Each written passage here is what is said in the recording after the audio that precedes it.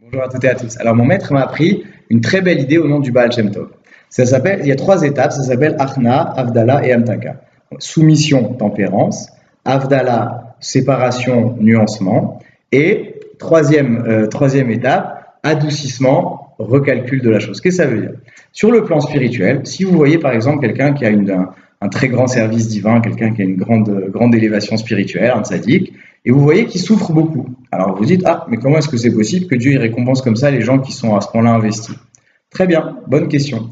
Maintenant, comme je suis croyant, qu'est-ce que je vais faire? Je vais dire, ok, j'ai une question, mais bon, voilà, si Dieu il est Dieu, il doit être juste, donc je mets entre parenthèses la question, j'attends 2 minutes de me calmer. Après, deuxième étape, je dis, ok, cet homme-là de dimension, il souffre, mais il y a d'autres hommes de dimension qui ne souffrent pas.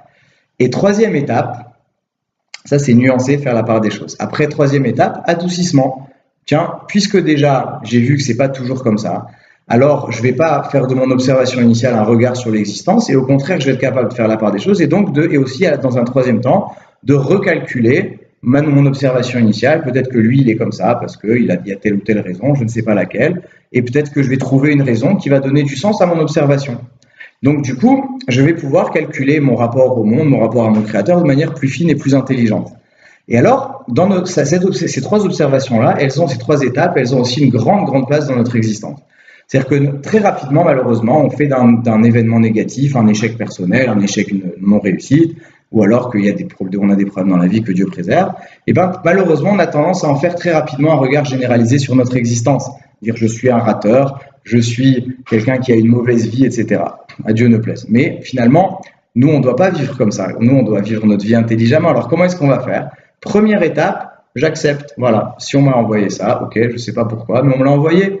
Je mets un peu de tempérance dans mon jugement. Je me calme. On verra, on recalculera une autre fois.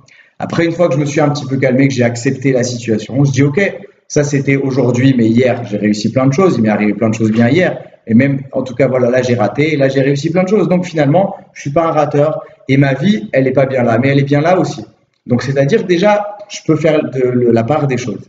Et dans une troisième étape, eh ben, puisque j'ai réussi à faire la part des choses, alors je peux recalculer et me dire, tu sais quoi, peut-être que les échecs que j'ai eus dans mon existence, ils m'ont permis d'accéder à plein de niveaux, plein de remises en question, plein de croissance. Et Bezrat Hashem, c'est ça qu'il faut avoir, ces 3 étapes-là, c'est les clés indispensables d'une vie spirituelle et personnelle élevée. Que Dieu vous bénisse.